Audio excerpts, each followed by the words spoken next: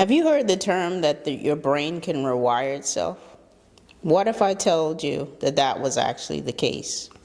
Your brain can indeed rewire itself. If you're a person that has had Parkinson's disease or has Parkinson's disease, if you've had a stroke, or if you have peripheral neuropathy, you may want to come a little closer and hear this. Your brain can indeed rewire itself. How does that happen? It's neuroplasticity. It's a neuroscientific term to explain how this can indeed occur. I'm Dr. Paulette Lewis. I'm a clinical physical therapist, neuro-based physical therapist that has been practicing for over 26 years. And I see this every day in my clinic with my patients that have Parkinson's disease, that have had a stroke, or that have peripheral neuropathy. And I'm here today to explain neuroplasticity to you in simplified terms.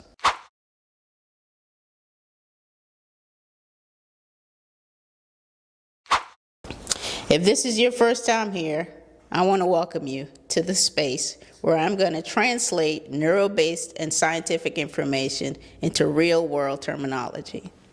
Now let's talk about neuroplasticity. What is neuroplasticity? I'm sure you've heard the word many times and need a better understanding. Let's break it down definitively. Neuro, neurons, plasticity, the ability to change or adapt. So when we put that together, we get neuroplasticity. It is the brain's ability to change and adapt. Think about a forest. The brain is like a forest.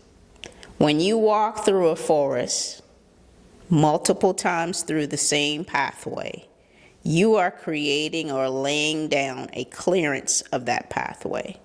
Neuroplasticity occurs when this happens repetitiously. You are clearing that pathway and allowing your brain to use that rewired area so that you can get better movement and better control of your movement. What does this mean for you? Well, this is good news. In 3 real-world examples, I want to talk first about 1, stroke recovery. Now, when a stroke occurs, there's an affect to an area of the brain. Strokes cause damage to this area. Neuroplasticity allows a rewiring around this area.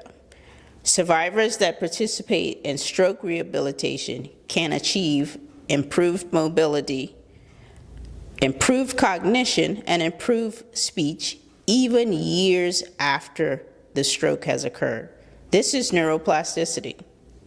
Number 2, Parkinson's disease. Now we know Parkinson's affects the dopaminergic neurons of the brain. This affects the motor control of a person that has been affected by Parkinson's.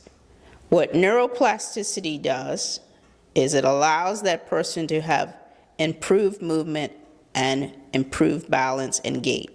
How does this happen? High-intensity exercises that are very challenging have to be performed.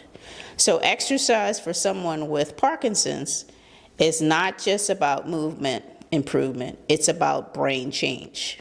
Number 3, let's talk about someone that has peripheral neuropathy. Now, although peripheral neuropathy does not directly affect the brain, neuroplasticity allows the CNS to adapt so that that person can see improved sensory changes and improved balance and stability. Patients tell me all the time that they've been told that there was nothing more that could be done. I'm sure this is devastating news to you when you hear something like this, but science tells us otherwise. Neuroplasticity proves otherwise. The brain is resilient, and resiliency is what we rely on and depend on through the usage of neuroplasticity. There are 3 evidence-based strategies that support neuroplasticity. First one, movement. Move your body consistently. This is extremely important. Aerobic exercises increase BDNF. That's brain-derived neurotrophic factors. These are proteins that act like neuron fertilizer. So aerobic exercise, movement, is extremely important. This helps your brain structure and your brain function significantly. Number 2, learn something new consistently. Challenge your brain with learning a new task, a novel task. That can be learning to play a new instrument, learning a new language, learning how to do a new recipe, cooking a new meal. These things allow your brain to work harder. That hard work for the brain facilitates neuroplasticity. If it's too easy, your brain is not working hard enough, so you're not facilitating neuroplasticity. Number 3, sleep. This is extremely important. Sleep facilitates a consolidation of memory. It clears metabolic waste through the lymphatic system. Then it also allows essentially neural repair work to occur. Absolutely important for you to be getting 7 to 8 hours of sleep every night. It is essential for neuroplasticity. Now, neuroplasticity doesn't mean that recovery is going to be easy. But what it does mean is that your brain is not finished, and you aren't either. If this is information that you found helpful, like, subscribe, and share. Comment on what videos you'd like for me to participate in later on in my channel. Thank you. I'm Dr. Paulette Lewis. I'll see you next week.